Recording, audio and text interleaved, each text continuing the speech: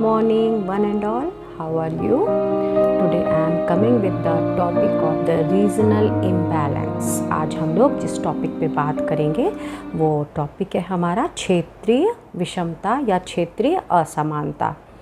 So first of all, which contents I will elaborate in today lecture. The first I will start with the regional imbalance meaning. What is? After that I will come with the what are the indicator of the regional imbalance. वो कौन से संकेतक हैं जो क्षेत्रीय असमानता को बताते हैं, तो सूचक. इसके बाद हम लोग बात करेंगे what are the reason of the regional imbalance, क्या कारण है क्षेत्रीय विषमता या क्षेत्रीय असमानता के.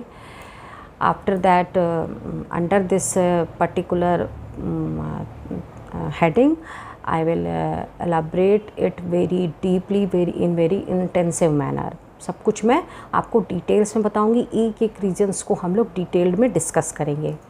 उसके बाद हम लोग बात करेंगे कि अगला क्या है. तो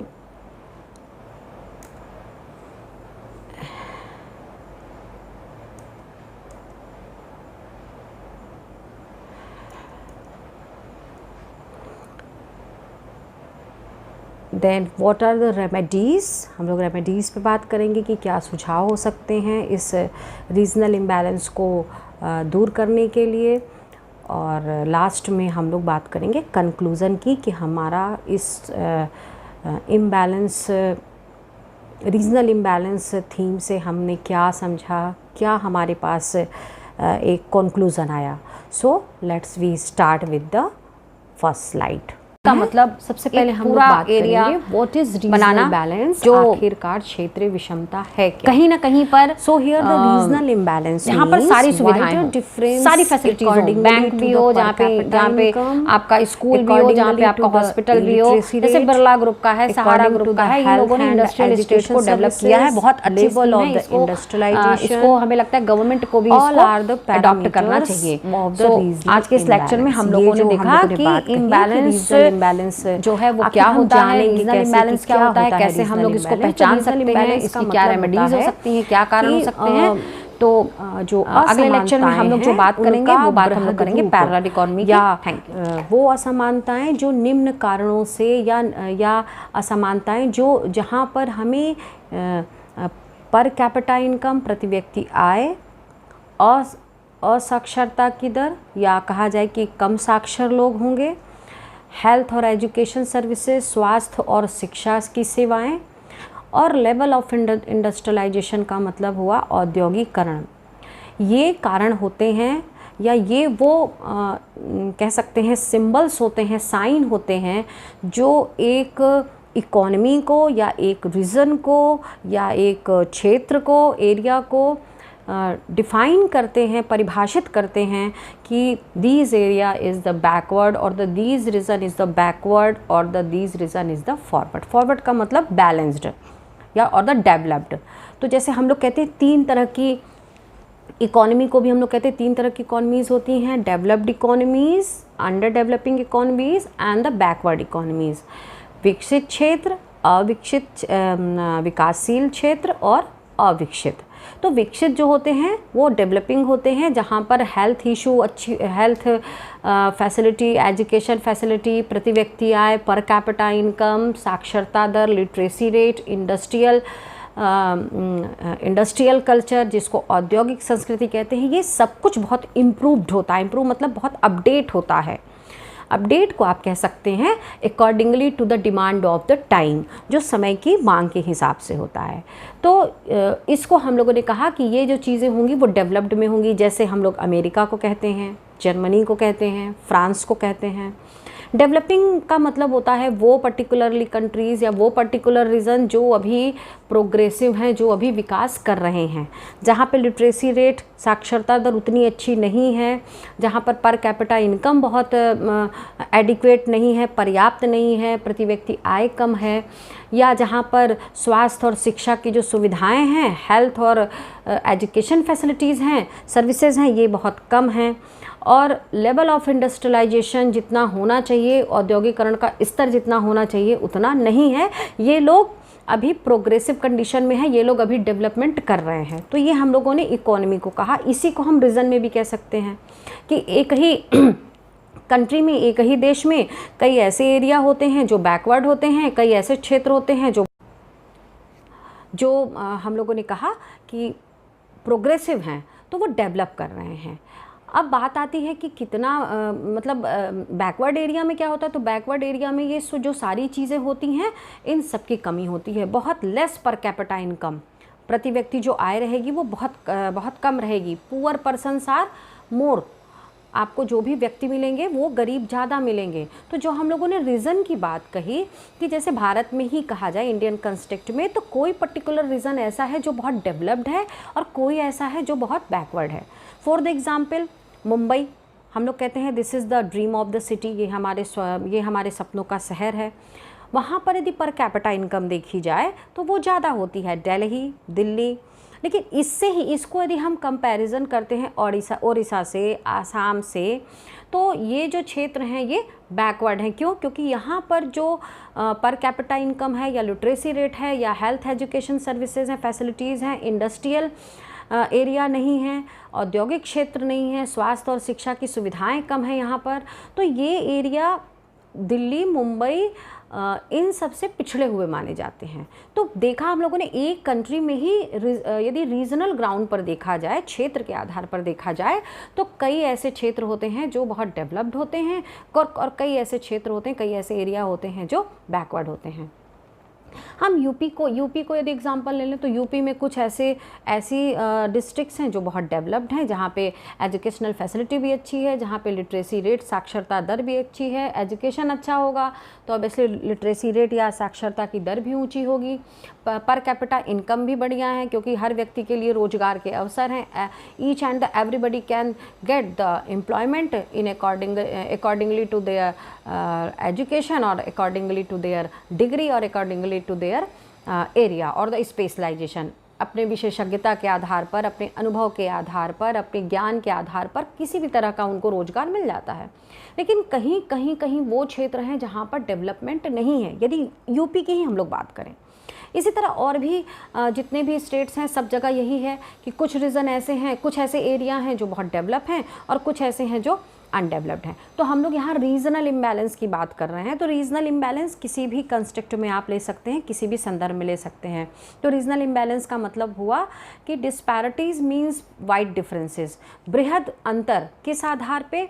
प्रति व्यक्ति आय कम होना या प्रति व्यक्ति आय के आधार पर, साक्षरता दर के आधार पर, स्वास्थ्य और शिक्षा सुविधाओं के आधार पर, या फिर औद्योगिकरण के आधार पर। तो इसको हम लोग कहेंगे कि इस तरह की जो डिस्पैरिटीज़ होती हैं, इसी को हम लोग कहते हैं असमानता। यदि प्रति व्यक्ति per capita income, if we are seeing the wide difference in the per capita income, in literacy rate, in the health and education facilities or the services or the level of the industrialization, तो it refers to the imbalance। ये बताता है disparities को, विषमता को। तो आगे हम लोग कंटिन्यू करते हैं। अगला जो है हम लोगों का वो है व्हाट आर द इंडिकेटर्स, सूचक क्या हैं, कैसे हम जान सकते हैं कि जो ये रीज़न है, ये पर्टिकुलर रीज़न डेवलप्ड है या ये पर्टिकुलर रीज़न इम्बैलेंस है या बैलेंस्ड है, इसका विकास हुआ है या उसका विकास नहीं हुआ है, इसके क्या सूचक हो सकते हैं। तो here the regional disparities in India में, यदि हम लोग कहें भारत के संदर्भ में, तो state per capita income as an indicator of the regional imbalance. हम लोग देखते हैं कि जो राज्य की प्रति व्यक्ति आय है, वो उसको भी देखकर हम लोग ये चीज़ पता लगा लेते हैं कि वो जो स्टेट है या वो जो राज्य है वो पिछड़ा हुआ है या वो फिर डेवलप्ड है, विकसित है। तो जैसे हम लोगों ने कहा मुंबई, और यदि हम इसकी यदि तुलना ओडिशा से करते हैं तो ओडिशा को हम कहते हैं the most poorest state of the India. Bharat का सबसे गरीब जो क्षेत्र है, बिहार है, झारखंड है, ये थोड़ा बैकवर्ड है अदर स्टेट से comparatively. Uttar Pradesh is also include under this.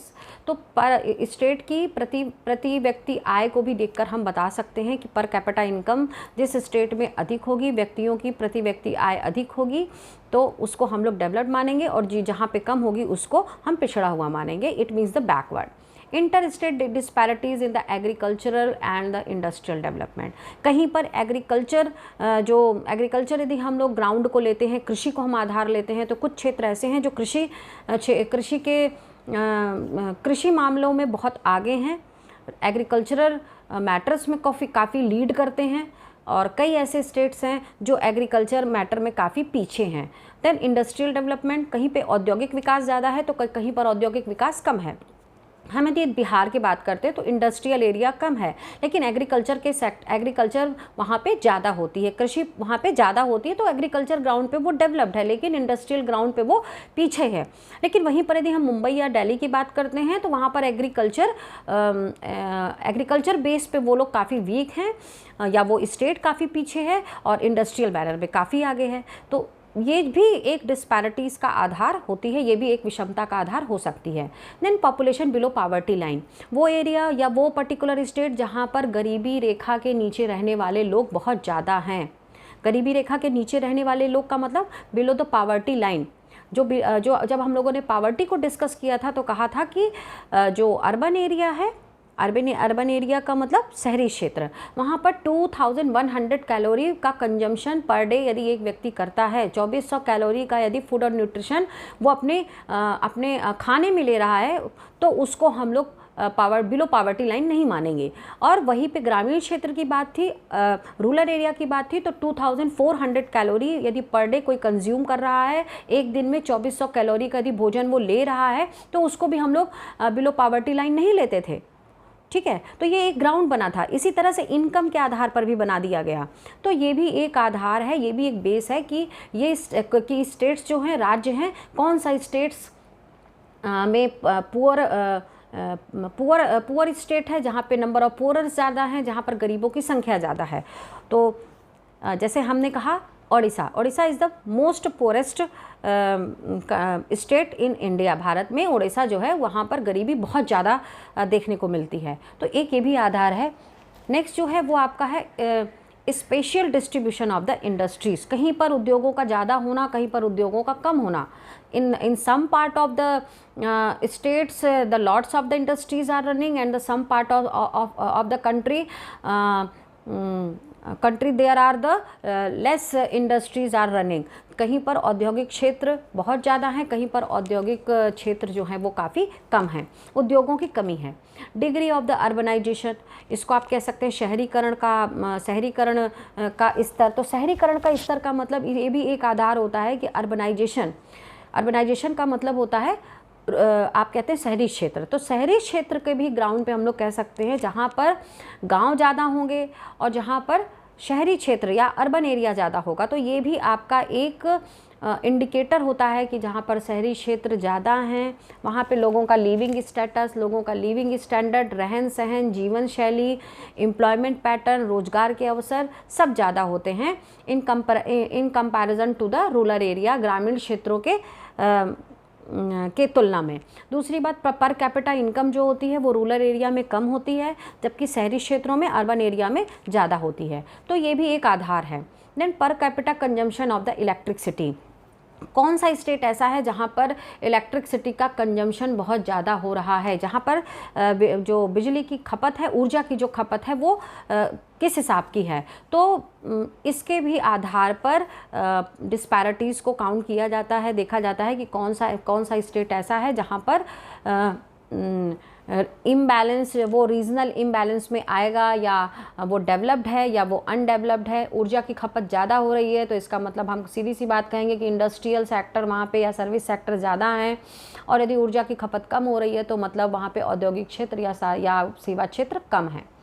Then the employment pattern, रोजगार का स्तर, यदि रोजगार के आधार पर हम बात करें तो जहाँ पर जिस राज्य में रोजगार के अवसर ज़्यादा होंगे, there are the lots of opportunities are available in particular state which is which is forward or the which is the developed in comparatively to the less employment pattern या the less employment providing states, जिन राज्यों में रोजगार के अवसर ज़्यादा हैं वहाँ पर हम कहेंगे कि जो विषमता है वो कम है, और जहाँ पे रोजगार के अवसर कम होंगे वहाँ विषमता ज़्यादा है, वो डिस्पैरिटीज़ या इम्बैलेंस ज़्यादा है। और जहाँ रोजगार के अवसर उपलब्ध हैं, there are the lots of the employment are already exist in the market, वो आपका डेवलप्ड कहलाएगा। जहाँ बाजार में आपके पास हर तरह के रोजगार होंगे उसको आप लोग कहेंगे कि ये एरिया आपका डेवलप्ड या विकसित है, या वो राज्य आपका विकसित है। इंट्रा स्टेट इम्बैलेंस, कई बार हम लोग एक ही स्टेट में भी डिफरेंस कर लेते हैं। जैसे हमने कहा कि यदि हम उत्तर प्रदेश को ही ले लें तो उत्तर प्रदेश में जितने भी डिस्ट्रिक्ट हैं वहाँ यहाँ भी हम देखते हैं कि कुछ डिस्ट्रिक्ट ऐसी हैं जो पर कैपिटा इनकम के ग्राउंड पे, लिटरेसी रेट के ग्राउंड पे, या फिर आपके इंडस्ट्रियल ग्राउंड पे, या फिर आपके हेल्थ एजुकेशन के पॉइंट ऑफ व्यू से काफ़ी डेवलप हैं, और वहीं पर कई ऐसे क्षेत्र हैं जो इस ग्राउंड पे काफ़ी पीछे हैं। तो साक्षरता दर, प्रति व्यक्ति आय, रोजगार के अवसर, शिक्षा, स्वास्थ्य, औद्योगिकरण, ये वो आधार हैं जो किसी भी अर्थव्यवस्था के बारे में बता सकते हैं कि वो अर्थव्यवस्था आपकी विषम है। वो अर्थव्यवस्था का मतलब मेरा यहाँ से किसी स्टेट से है, राज्य से है। अर्थव्यवस्था का मतलब आप लोग किसी कंट्री से मत लेना, यहाँ मेरा कहने का मतलब है हर राज्य की अपनी एक इकोनॉमी होती है, हर जो स्टेट होता है इसका अपना एक अलग ग्राउंड होता है। तो मैं उसके हिसाब से आपको डिफाइन कर रही हूँ। नेक्स्ट हम लोग बात करेंगे कि what are the reasons of the regional imbalance.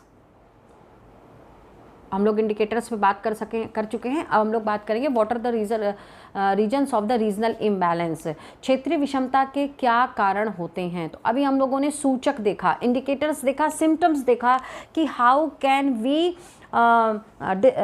We differentiate between the ये आपका developed state and the undeveloped state. हम लोगों ने ये देखा कि विकसित राज्य और अविकसित राज्य को हम लोग कैसे समझेंगे, कि इम्बैलेंस है, रीजनल इम्बैलेंस है या नहीं, या विषमता को हम कैसे मापेंगे। तो हम लोगों ने उसका आधार लिया कि पर capita income, literacy rate, education, health facilities और इंडस्ट्रियल पैटर्न और एम्प्लॉयमेंट पैटर्न। इसको देखकर हम ये बता सकते हैं कि क्षेत्र विकसित है या नहीं। अब हम लोग बात करेंगे कारणों की कि आखिर वो क्या कारण होते हैं कि कोई भी क्षेत्र विकसित होता है या फिर अविकसित होता है। तो सबसे पहला जो इम्पॉर्टेंट है वो है आपका adverse climate and proneness to flood are also responsible factor for the poor rate of economic development of the different region। कई ऐसे एरिया हैं जो डेवलप तो होना चाहते हैं लेकिन वहाँ पे बाढ़ है या वहाँ पर जो जलवायु होती है, क्लाइमेट होता है, उसका असर इतना ज़्यादा होता है कि वो क्षेत्र डेवलप होकर ही नहीं पाते हैं। यदि हम लोग बात करते हैं और उत्तराखंड की बात करते हैं तो उत्तराखंड में हम लोग जानते हैं कि जो स्लाइडिंग्स होती हैं वो बहुत ज़्यादा होती हैं।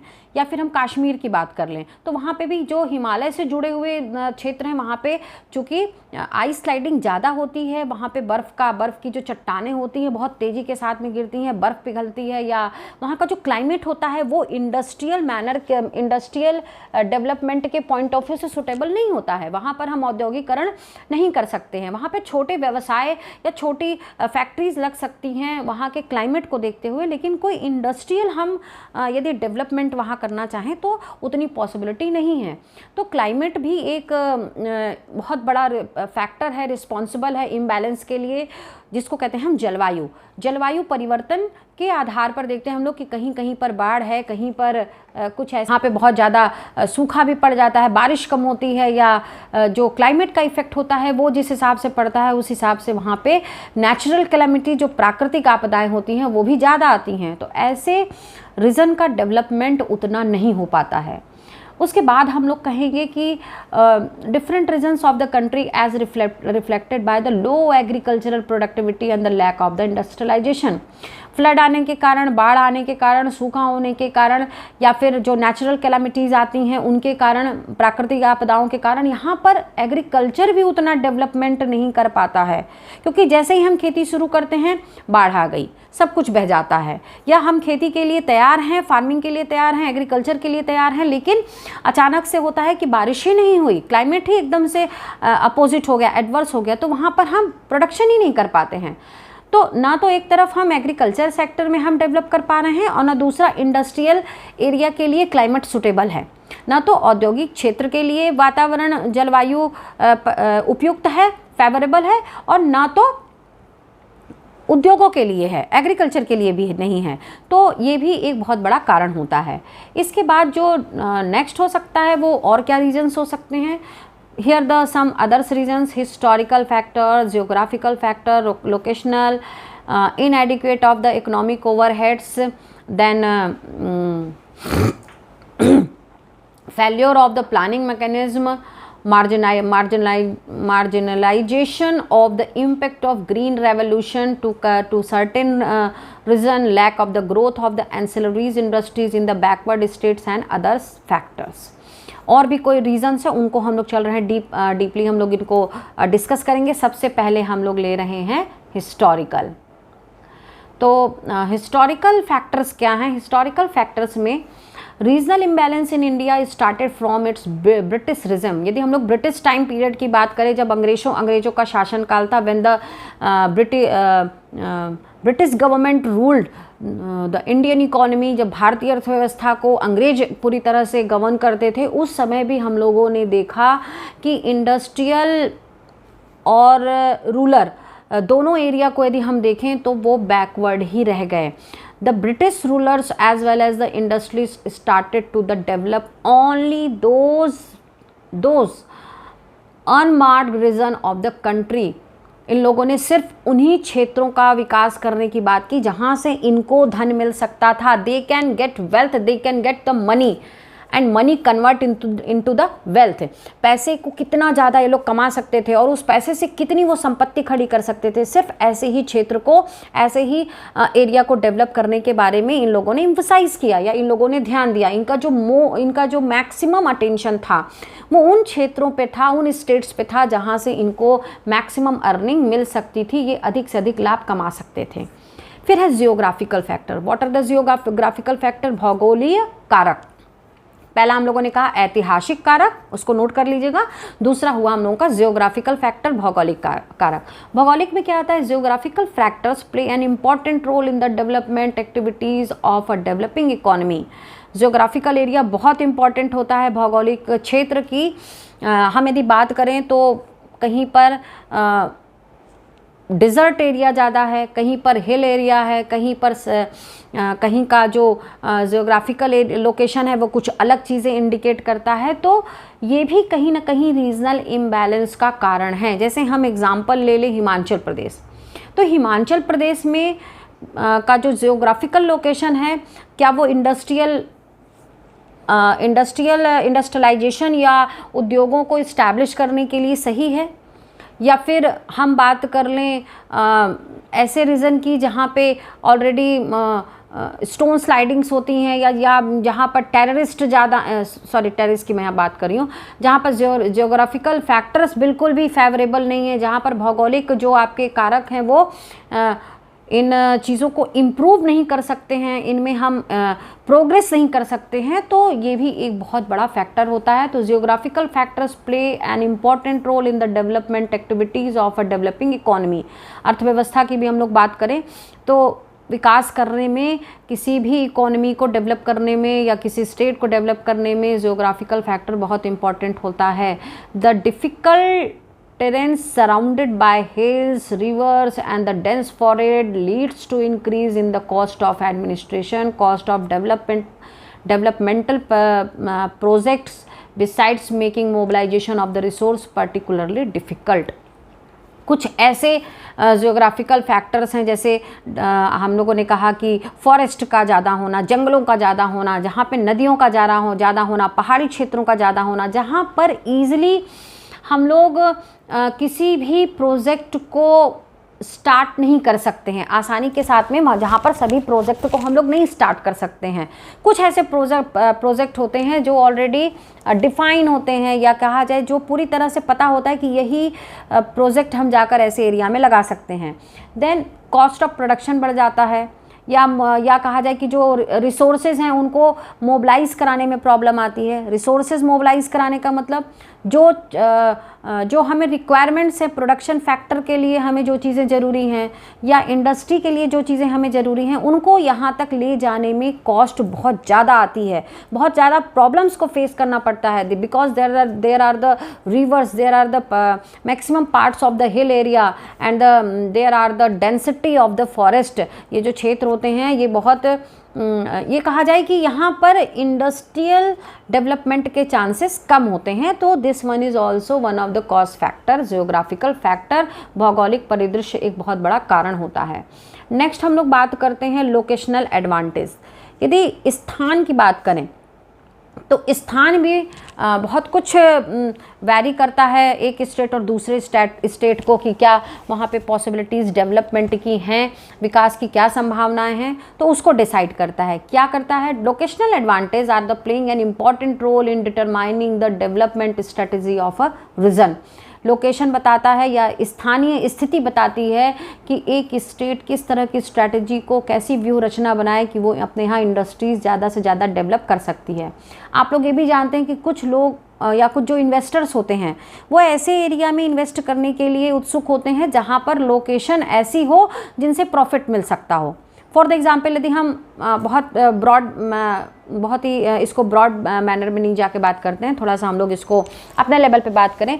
यदि हम एक शॉप ओपन करते हैं या किसी एरिया का सिलेक्शन करते हैं तो हम देखते हैं कि हमारी जो शॉप हो, हमारी जो दुकान हो, वो ऐसी जगह पे हो जहाँ पर लोगों का आना जाना ज़्यादा होता हो, या ऐसा एरिया हो जहाँ पे कंपटीशन कम हो, या ऐसा एरिया हो जहाँ पर हमारे बायर्स जो बहुत ज़्यादा मिलते हों, मार्केट हो, आसानी से ट्रांसपोर्ट हो, लोग आराम से आ सकें, आराम से जा सकें। तो वहाँ पर हम अपने बिजनेस हो या शॉप हो या कोई भी छोटा मोटा काम शुरुआत करना चाहते हैं। ठीक इसी तरह से कोई भी स्टेट उस लोकेशन के हिसाब से अपनी स्ट्रैटेजी को डिसाइड करता है, अपनी रणनीति बनाता है कि कौन से क्षेत्र में इंडस्ट्रियल डेवलपमेंट किया जा सकता है या नहीं। नेक्स्ट जो है वो आपका है equate of the economic overheads, आर्थिक व्यय की कमी, इसको हम लोग कहा जाए इनएडिक्वेट द इकोनॉमिक ओवरहेड्स का मतलब आर्थिक कारकों की कमी। ये आर्थिक कारण क्या होते हैं? Economic overheads like transport, communication facilities, power, technology, banking and insurance etcetera are considered very important for the development of a particular reason.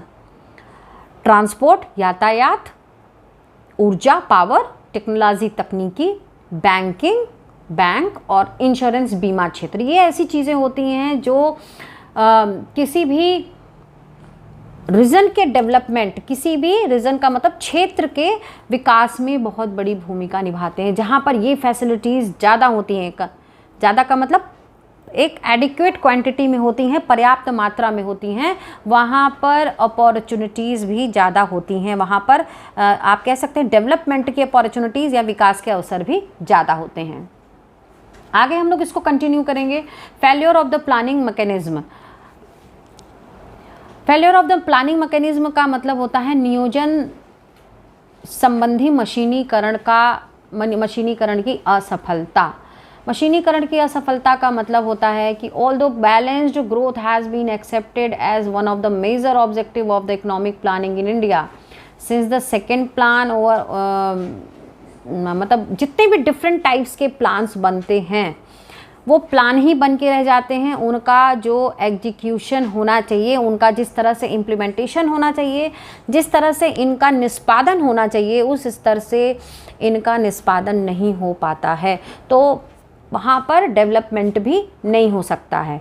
या हम जब अपनी क्षमताओं को नहीं पहचानेंगे, या हमारे पास जो कैपेसिटी है, जो पोटेंशियल है, जितना हम उपयोग कर सकते हैं, हम यदि उसको उपयोग नहीं करेंगे तो वहाँ पर हम डेवलप भी नहीं हो सकते हैं। तो in respect of the allocating plan outlay relatively developed states get much favour than less developed states. यहाँ पर यदि हम लोग बात करें बजट में भी, या जो सरकार प्लान्स बनाती है, 5 ईयर प्लान्स बनाती है, वहाँ पर जो संभावनाएं होती हैं, पॉसिबिलिटीज़ होती हैं, उसको देखते हुए भी बजट सैंक्शन किया जाता है, या बजट में जो पर्टिकुलरली स्टेट्स को अलाउ किया जाता है, जो एक राशि दी जाती है, फंड जहाँ पे अप्रूव किया जाता है, वो ये फंड भी इसी हिसाब से सैंक्शन किया जाता है कि किस रीजन में डेवलपमेंट की पॉसिबिलिटीज़ ज़्यादा हैं और कहाँ पे कम हैं। तो ऐसी स्थिति में जहाँ पे सरकार को लगता है कि यहाँ इस स्टेट में यदि इन्वेस्टमेंट किया जाएगा तो वहाँ पर ज़्यादा प्रॉफिट है, सरकार को ज़्यादा से ज़्यादा रेवेन्यू मिल सकती है, तो वो वहाँ उस पर्टिकुलर स्टेट के लिए ज़्यादा बजट सैंक्शन करती है, और जहाँ पर उसको लगती है कि संभावनाएं कम है वहाँ पे वो कम बजट सैंक्शन करती है। तो ये भी एक कारण है रीजनल इम्बैलेंस का। बैकवर्ड रीजन को वो अवसर नहीं मिल पाते हैं जो उसको मिलने चाहिए, और उसका जो लाभ होता है, उसका जो बेनिफिट होता है, वो उठा लेते हैं आपके डेवलप्ड रीजन या विकसित क्षेत्र। नेक्स्ट जो है उसकी हम लोग बात करेंगे। नेक्स्ट हमारा lack of the growth of the ancillary industries in the backward states. जो आपके छोटी इकाइयां हैं, छोटे उद्योग होते हैं, या आप इनको कहते हैं लघु उद्योग, इनकी बहुत कमी होती है बैकवर्ड एरियाज़ में। यदि बैकवर्ड एरियाज़ को ग्रोथ करना है, डेवलप करना है, तो सबसे पहला काम बड़ी इकाइयों की जगह बिग एंटरप्रेन्योरशिप या बिग इंडस्ट्रीज़ की जगह स्मॉल इंडस्ट्रीज़ को डेवलप करना, लघु इकाइयों को ज़्यादा से ज़्यादा प्रमोट करना। तो ये भी एक बहुत बड़ा कारण है रीजनल इम्बैलेंस का। नेक्स्ट जो है वो है पॉलिटिकल इनस्टेबिलिटी। कई ऐसे स्टेट्स हैं जहां पर पॉलिटिकल इनस्टेबिलिटी होने के कारण भी इन्वेस्टर्स अपने इन्वेस्ट को नहीं करते हैं, या पॉलिटिकल इनस्टेबिलिटी का मतलब राजनीतिक अस्थिरता। राजनीतिक अस्थिरता के कारण भी इन्वेस्टमेंट जो होता है वो इफेक्टेड होता है, प्रभावित होता है। इन्वेस्टर उसी क्षेत्र में ज़्यादा इन्वेस्ट करना चाहता है जहां पर उसको लगता है कि पॉलिटिकल स्टेबिलिटी है। आज पता चला ये सरकार आई, उसने इस प्लान को स्टार्ट किया, अगली गवर्नमेंट आती है उस प्लान को हटा देती है। आज जो गवर्नमेंट रन कर रही है, रूल कर रही है, उसने अलग पॉलिसी निकाली, अगली गवर्नमेंट आई, उसने उस पॉलिसी को बंद कर दिया। तो ऐसी कंडीशन में जहां इनस्टेबिलिटी होती है वहां पर इन्वेस्टमेंट भी नहीं होता है। तो ये भी एक बहुत बड़ा कारण है, बिग फैक्टर है आपका रीजनल इम्बैलेंस का। इसके बाद हम लोग बात करेंगे ग्रीन रेवोल्यूशन। ग्रीन रेवोल्यूशन का मतलब एग्रीकल्चर से है। कुछ ऐसे एरिया हैं जो ग्रीनरी या ग्रीन रेवोल्यूशन जिसको बोलते हैं हरित क्रांति, जहाँ पर बहुत ज़्यादा अच्छी फार्मिंग है, जहाँ पर एग्रीकल्चर सेक्टर बहुत डेवलप है, जहाँ पर जो कृषि आधारित क्षेत्र है वो बहुत ज़्यादा कहा जाए प्रोग्रेसिव है, बहुत विकसित है। तो वो भी एक कारण होता है रीजनल इम्बैलेंस का, कि कई क्षेत्र ऐसे हैं जो ग्रीन रेवोल्यूशन मैनर में या हरित क्रांति में बहुत आगे हैं, और कई ऐसे क्षेत्र हैं जो काफ़ी पीछे हैं। अगली हम लोग बात करेंगे रेमेडीज़। इतने सारे कारण हैं रीजनल इम्बैलेंस के, तो इसके रीजनल इम्बैलेंस के कारणों को यदि हमें दूर करना है तो क्या रेमेडीज़ हो सकती हैं। फर्स्ट हो सकता है रिसोर्स ट्रांसफ़र।